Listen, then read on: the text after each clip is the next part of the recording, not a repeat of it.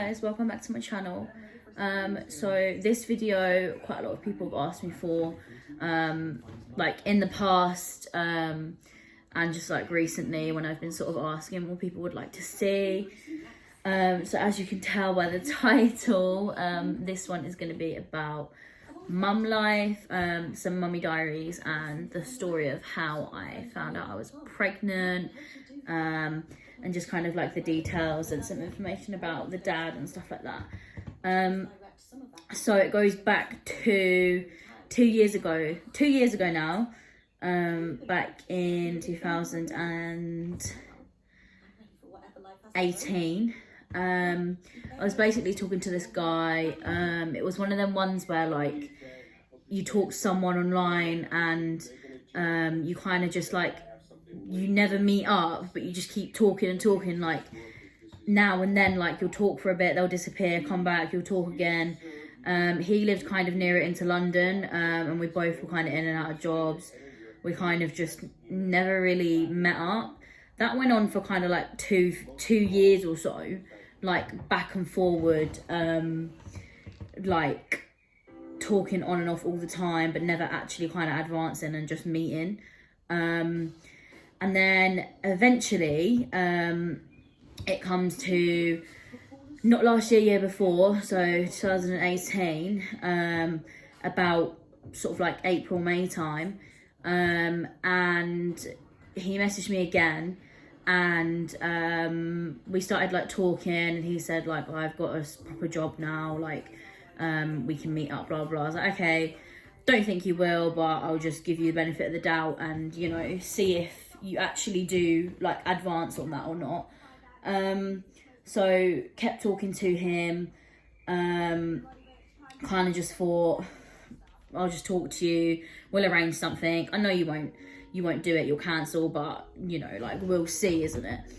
And he actually did end up meeting up with me. We spoke for like a good like month or so before we actually met up, just due to like work and stuff. And he was like in the like building work, carpentry and stuff, so he was like working all the time and lived obviously, like I said, more into London.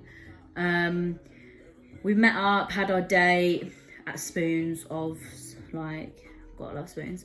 And it was a really good day. I was like, it's exactly how it was like when we text all the time. Like he was exactly the same in person. We got out on like a house on fire. Like it was all so good. And then we'd obviously, you know, done the deed and whatnot, and I was like, cool, like see where this goes. And we then didn't meet again until June, so it was like another month later. I booked like a hotel for the night, and we kind of just met up, went and had loads of drinks, went back to the hotel room, and obviously you can gather what happens next. Obviously we did sleep together, and no, I wasn't on any contraception at the time. We did use stuff, but obviously it just failed. I even took the morning after pill just to be safe and everything. And yeah, just thought, is what it is, you know. Things are going well. He asked to be like exclusive on that night and whatnot. I was like, yeah, cool. We spent the whole next day together. And then he went home the next evening, and we were just still chatting and whatnot. I then went out that night, on the Saturday night that he went home, went out with my friend.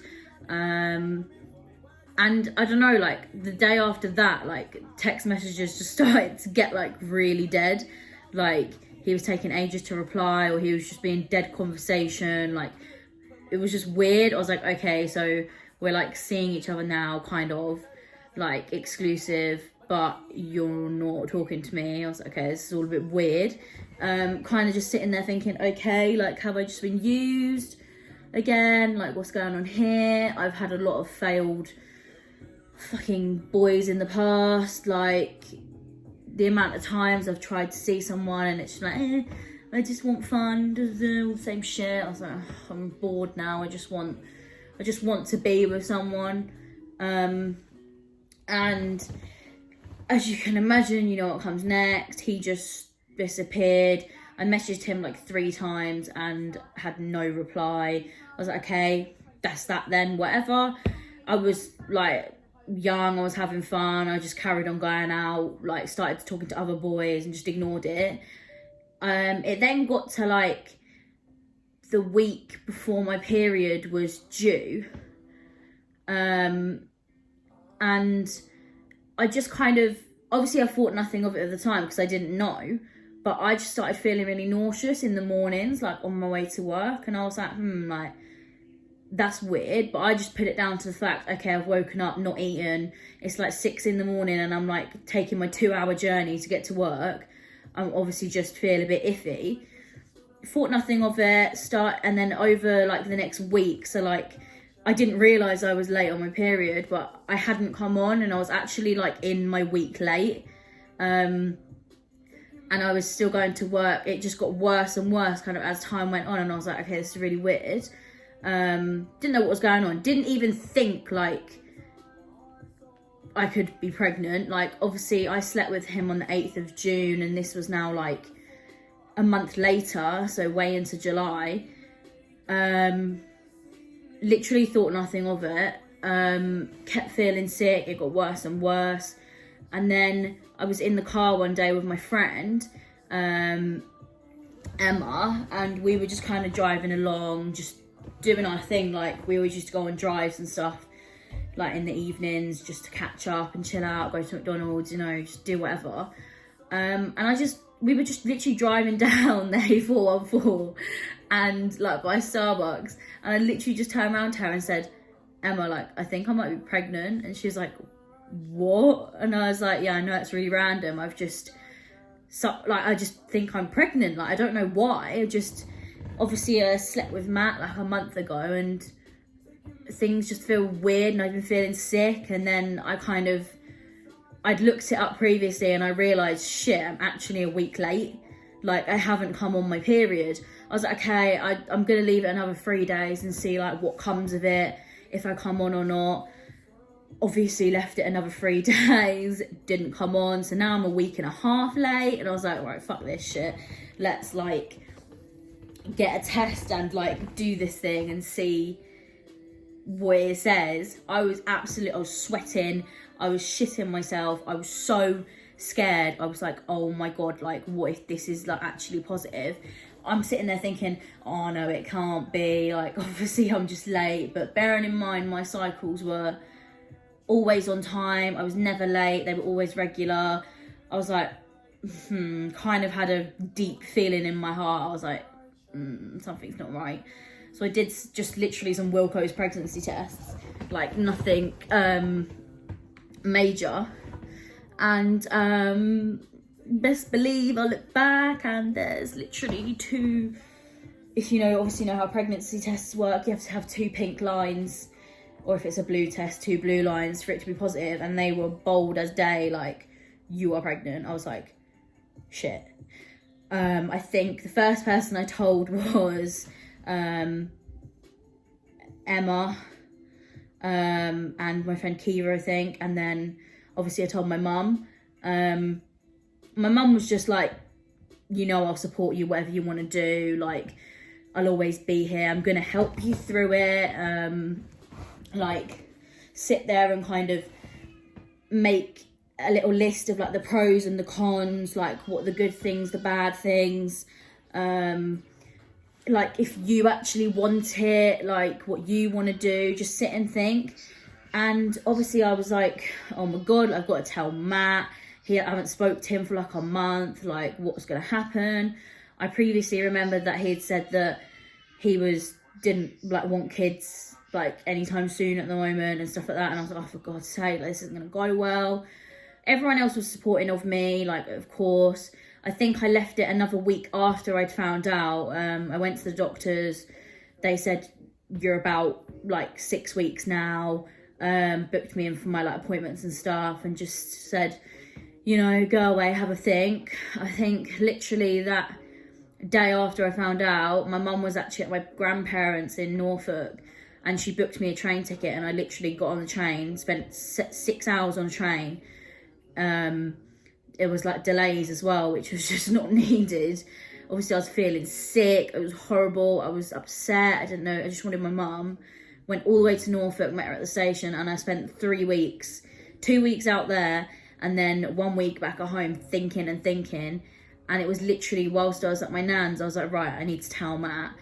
So, which is the guy. So, drafted up a message and was just like, I know you haven't been talking to me, I know you've been ignoring me, but there's something I need to tell you, like, I'm pregnant, da, da, da. And at first I was so shocked and scared. I was just like, look, I think I want to get rid of it, because I just think I'm too young, I'm not in the right position, I still live at home in like a box room, I don't have money. I just wasn't thinking straight, and I was just like, I was more thinking of the fact of what he wanted to do and not me. I was like, oh, he doesn't want to keep it, I'm not going to have a dad there, like, he doesn't want anything to do with it, I'm going to be alone. And I just kind of started thinking all these things, like, and said to him, look, I think I want to, you know, not keep it, but I'm not 100% sure, like, but he was like, oh my God, like, I feel sick, like, I can't have a baby, da, da, like, all of this stuff, and just saying, like, he can't keep it, he doesn't want anything to do with it, but he'll support me if I got rid of it. And I was like, sorry?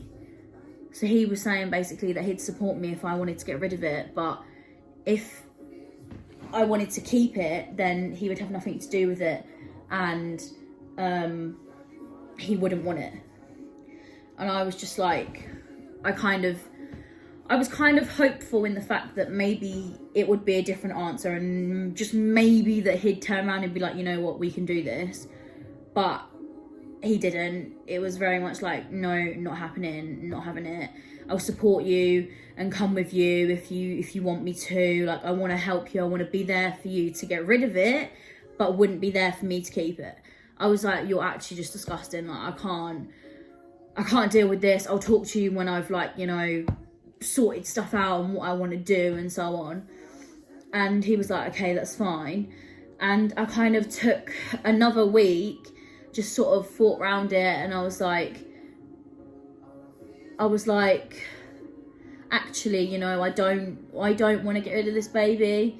I was like, I know it's going to be hard, I know it's going to be difficult, I know I'm going to have to grow up and, you know, sacrifice everything to look after this child, and I know I'm going to have to be on my own, obviously have my friends and my family, because I was still living at home at the time, but you can't explain the feeling. So much goes around your head, like, can I do this?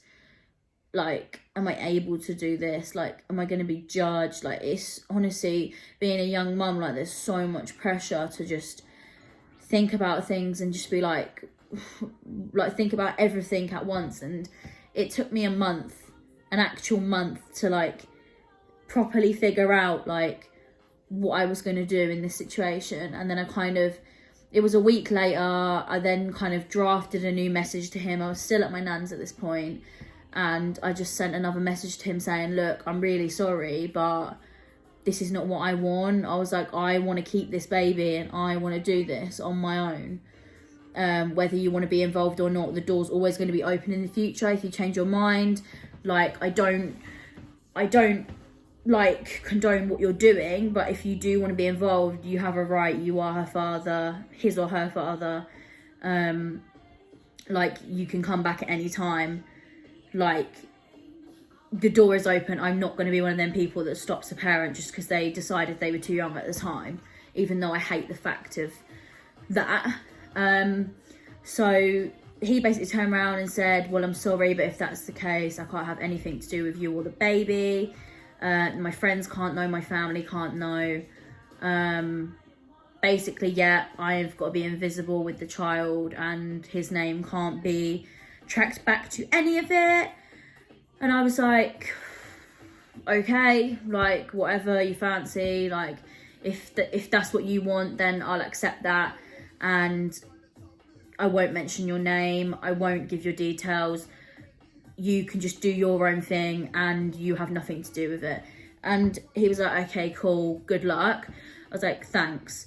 That was that. And then the next day he messages me, oh, are you 100% sure about this? Like, are you 100% sure you want to do this? And I was like, yes, I was like, for God's sake, for like 3 weeks I've gone round in circles in my head thinking, what's the best option for me? Like, what's the best outcome here? Like, do I want this? Don't I want this? Like, what route do I go? Like, so on, so on. Of course I'm settled now. Like, this is my decision and that's that. He was like, okay, well, good luck. I wish you all the best. And then literally the day after that, I realised that he'd literally blocked me on every social media apart from WhatsApp, which is what we spoke on. And I was like, okay, so he'd blocked me on everything bar WhatsApp. And I was so confused. I was like, okay. Obviously because he was obviously scared if I posted something and tagged him in it, which I'm not that type of person. I wasn't ever going to do that. Bearing in mind, I didn't announce my pregnancy until 12 weeks anyway, because obviously you have to get out the safe zone first and have your first scan to check that everything's healthy before you announce it. And yeah, he was gone. I was blocked on everything, and that was that. It took a good, pretty much the most of my pregnancy to kind of get over the fact that he wasn't going to be there, and like he wasn't going to be in the picture, and I was going to be a single mum. But you know, hormones are mad when you're pregnant. It takes time, a lot of time, for you to kind of just get used to the fact that that's what it's going to be now, sort of thing. But I got there, like my mum was there for me the whole way. I had horrific morning sickness, like, oh my God, I was so ill. I had to quit my job because I was literally being signed off every week because I was unfit for work, and for my health and the baby. And obviously I worked in like a call centre, and I was throwing up every 5 minutes, like majority of the day, couldn't keep anything down. I ended up having to go on like tablets to stop my sickness. I think it was a good few months into the pregnancy before that kind of disappeared, because you have the first bit where you're really tired and you're sick and whatnot. Everyone's different, but that's what I had. And then as it kind of get into the second trimester, you kind of get a surge of energy and it kind of gets better. And then obviously you start to form a bump, and yeah, so for me it was like I was dying. Like, I was so ill. It was horrible. And don't get me wrong, I cried mostly every day. Like, hormones were crazy. I was just like, I don't even know. I was so ill. I was upset. I was just hormonal. But yet happy as well. I was like, you know what, this is going to be a really good thing. Don't get me wrong, like my pregnancy wasn't really plain sailing. Like, there was a lot of like problems on and off, and like baby's too big or baby's too small, or like we can't get a clear image, or like it was a girl, so she like is like too big, or like and then just like, yeah, the sickness and the fact of me being a bigger girl, they were like, oh, like you're at risk of diabetes, gestational diabetes and all this. And I was like, you don't have to be fat to get that. Like, I was like, I get it, I'm a bit of a bigger girl, like, don't get me wrong, but I literally didn't have it. And they like tested me twice, 3 times, because they were like convinced that I had it. And I was like, I do not have diabetes. Like, they checked 3 times. I did a fasting one, a normal one, and they were like, oh no, your levels are like even below the normal. And I was like, so there you go then. And don't get me wrong, that was one thing I really hated. Like, I got scrutinised so much for the fact that I was a bigger girl. I'd lost a lot of weight, like 6 stone throughout my life, and it was like, have a lot of like excess skin and like stretch marks and like tissue, and obviously my stomach, like, so it was difficult to kind of get a good image sometimes. And it just pissed me off, like every time the sonographer would be like, oh yeah, you've got quite a lot of tissue, so we can't really get a good image. And I'm like, excuse me, like, I know, I've told you, like, had a kidney operation when I was younger, I've lost a lot of weight, like, I've had operations, like, tissue, excess tissue is in there and weight and stuff. Like, it's not going to be easy to get a good picture all the time. Like, and I was just like, I get it, like, do you know what I mean? It was just kind of a kick in the teeth, like, when people would say that. I'm just like, yeah, I know, I get it. And then when people kept mentioning about gestational diabetes, I was like, yes, you don't have to be fat to get that. I know plenty of skinny pregnant women that have got it. Like, it's nothing to do with weight. Just because you're a little bit overweight, yeah, you're more at risk. But obviously I know it's all in good, like, they just want you to be in good health, and they're looking out for the baby and you. I understand that. But I wasn't eating unhealthily. I was drinking 2 litres a day. I was eating more healthily. Don't get me wrong, you get cravings and you snack like fuck, but that's being pregnant. Like, mine was ice. I love to eat ice and Pepsi, and just shit, really. Shit food, but all in good, like, measures. Like, not every day, all day. Like, I mean, come on, for half the pregnancy I was frying up. So yeah. And then, yeah, so let's fast forward now. We come to March. I'm now like 40 weeks. Previously, I'd had a lot of, after 26 weeks, I'd had about 10 instances where I couldn't feel movement. So I was in and out of hospital, like on the monitors and stuff, which I'll post a picture so you know what I mean. And it basically tracks the heartbeat. I have to press a little buzzer every time she moves so that they can track it. And you have to kind of have a good line of heart rate of the baby and movement so they'll let you go home. And I was in there a lot for that, like reduced movements. Obviously, I did have an anterior placenta, which means my placenta was in front of the baby. So it was difficult to feel movement as well, sometimes. So yeah, I got to 40 weeks. I went in for a second sweep, and a sweep is basically where they go in and they try and pull your cervix forward, and like stretch it out to get labour started. I had that, and it was only at like 1 centimetre. It wasn't really doing anything. And because I'd had so many incidents of reduced movements, they were just like, right, okay, we're going to send you in for an induction today on that day of 40 weeks, which was the 8th of March, which was my due date. Went in for the induction. I had like these had gels, hormone gels to try and get things started. Wasn't working, was absolutely dying of contractions because it was overstimulating me. Multiple like examinations and stuff. I then had like a pessary that still didn't work. I was literally at like 2 centimeters, not going anywhere. And it's absolute agony when they keep examining you when you're literally contracting and you're dying. Like, I was on that gas like fucking a fly on shit, like quite literally. And yeah, so that didn't work. So then next we come to like, they're like, okay, so, you know, nothing's really working. So, and because of the reduced movements and stuff and whatnot, we can offer you like a C-section, or we can offer to do it all again and see if it works. And I was like, no, fuck this, I want the C-section. So I was like, cool, okay, let's do that. Sign all the papers and everything, get to like signing the papers, and then another doctor comes in like that morning, like 3 days later. So this was now on the Monday, and they're like, oh yeah, so we're ready to take you upstairs and break your waters and give you an epidural so you don't feel it. And I was like, what? I'm supposed to be having a section. Trust me, there was so much miscommunication, it hurts my head. So I was like, no, like we said that I was having a section. I've literally just looked over all the paperwork and about to sign it. And they were like, no, well, this is what's happening, we're taking you upstairs. And I was like, this has got to be a joke. So I go upstairs, they give me an epidural, which is supposed to take like half an hour maximum, and mine took 2 hours. Bearing in mind, if people know what an epidural is, they're basically putting like a stent into your back and a tube through it to get the epidural pain relief through into you. And they couldn't get it in the right place, and they had to keep clicking it in and out on my back, and it took 2 hours to fit.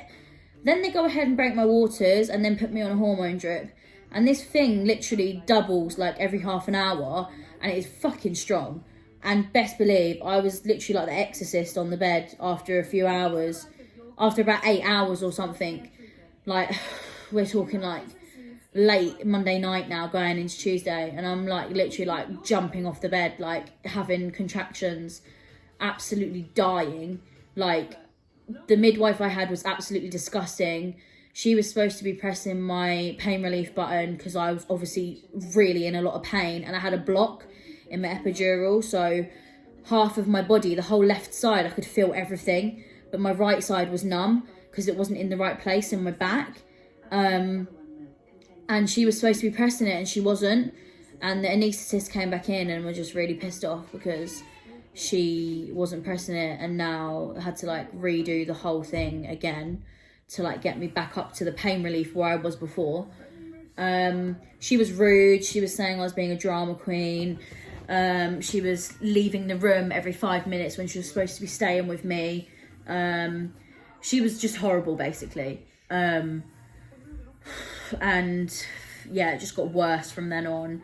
Then started getting a temperature. I was absolutely dripping with sweat. My temperature was over 40. Baby was getting stressed out. They then put like a little tracker on baby's head because I'd like self-pushed myself like unnaturally to like 6 centimeters. It now gets to like 4 in the morning, and this night doctor comes in and says like, what the hell are you doing? Like, this girl needs to go into surgery now. So fuck me, now I'm like, please just get the baby out. They basically prep me for surgery and everything. I then go in at about 10 to 6 and have an emergency section. Baby was born at exactly 6:30, and best believe then literally after she'd come out, I fully started feeling the rest of the operation. I could feel them like sewing me up inside out because there was a block in all the pain relief, which was lovely. So they gave me like, they tripled it or something, gave me like more of it, gave me gas as well, and managed to just get through to the end before it really started hurting. And yeah, she was born. I will post pictures here after this. But yeah, and then she was born. I was literally dead afterwards. Took me forever. Had like a catheter in to pee in because couldn't get out of bed. I was like bedbound. Was on like 8 different medications. Was in hospital for a week because we both got sepsis as well, me and baby. Didn't leave hospital until like a week after birth. It was an absolute nightmare in itself. Got home, and then to realise that a week later I had cellulitis, skin infection. I had an infection in my scar, and I also had a massive blood clot all along my stomach, which, you know, love that. Go back into hospital again, and they say, oh yeah, you've just got an infection, like we'll give you some antibiotics and we'll go home. And I was like, okay. Then someone else comes in and they go, okay, we're here to put a catheter in you, you're staying overnight. And I was like, okay, well, no one told me about this. They're like, okay, let's go get another doctor and check. He then comes in and goes, oh yeah, by the way, you've got a massive blood clot all along your stomach, you've got a skin infection and you've got a scar infection. We're going to give you blood thinning injections for 8 weeks and antibiotics. I was like, great. So now I've got to go home, inject myself, which was fucking horrible. It was like a bee stinging you, and it was like a needle like only like that long, but it was like I had to learn to inject myself, and it was fucking horrible. I had bruises all over my stomach and everything. And then it'd been about 3 weeks later at home, and I was like, okay, I'm still on blood thinners at this point, but I'd finished the rest of my medication. Everything else was cleared. I'd had an internal scan. Everything was cool. The doctors basically said, like, you can start going back out again, like, when you feel confident to. I was like, cool. So I felt all right, and I was like, okay, I'm gonna, like, I think I need a night out now. Like, after all of that fucking traumatizing experience, I need to see my friends, and I need to go out. So I met my friend Tom. He came over, met the baby, and then he went, we went to his house for some drinks, went to the pub. In the pub, I bumped into my best friend, Kiva, and we were like, yeah, okay, let's go Prism. Like, haven't been out in like 10 months, why not? Went out. So then that night, I basically met this boy that was at my old school, but he was like 3 years younger than me. Yeah, we got talking and stuff, and I kind of said my situation. He basically like wanted to see me again, so I was like, okay, cool, thinking, oh yeah, you're just a fuckboy, you're just gonna, you know, fuck off because I've got a kid and who's gonna want that, thinking I'm never gonna get a boyfriend. Wasn't really bothered at that point though. I was like, I've just had a fucking baby, like I'm really not bothered. And then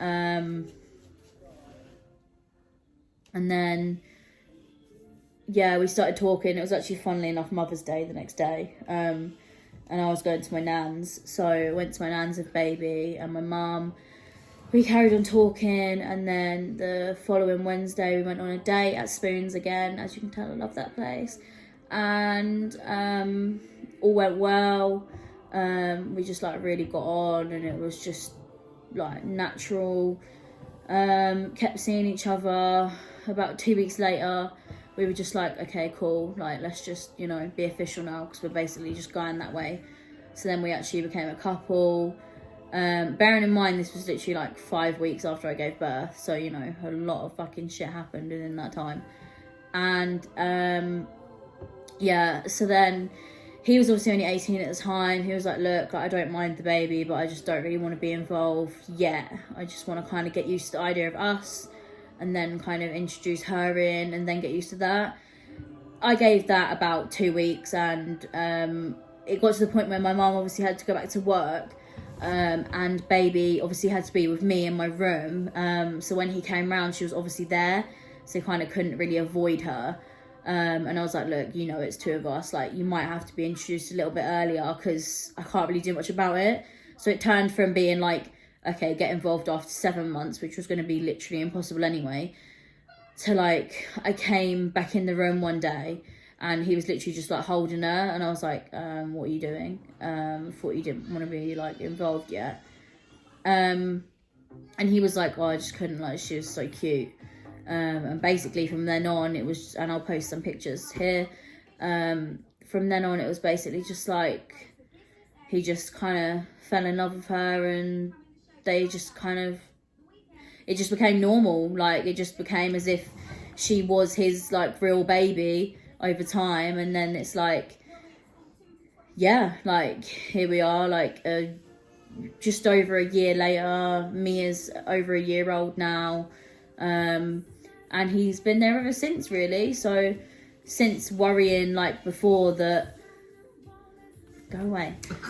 Since worrying before, like, oh, I never get a boyfriend, like no one's gonna want me with a baby, it's become to now like he's daddy, and like she absolutely loves him, and it's just like the best thing ever. Like I couldn't have imagined that I'd get pregnant, have a baby, to then like 5 weeks after birth to be with someone who then turned out to like take her on as their own child. And yeah, it's just all crazy. And then of course a lot of people ask like, do we want our own kids? And yeah, of course, like don't get me wrong, like not purposely, but I've already lost 2 by very early pregnancy, and that when it's with someone that you actually want it with, like it hurts, but it obviously just wasn't the right time yet. So eventually it will happen and we'll get there. Not kind of like purposely trying or anything, but it will just, we're happy for it to happen whenever, and it will come along when it comes along. Like I said, when you do lose a baby and you do already have a daughter, like it is very difficult. Like when the last one happened as a surprise sort of thing with someone that didn't want her. So yeah, but it will all happen in time and we'll get there. And obviously I live in a flat on my own. I moved out when Mia was like 5 months old. I moved into a flat on my own, like privately rented, and Sonny obviously just stays with me like a few days a week. But we're actually like moving into our own house by August now, so things move quickly. But that was the manic story about me becoming a mum and what happened and the details. I'm going to do a separate video on mummy diaries, because obviously that's all including Mia and stuff, and day-to-days of toddler now and them sort of things. Get on my video. Do I have to? And yeah, I'll see you in my next video.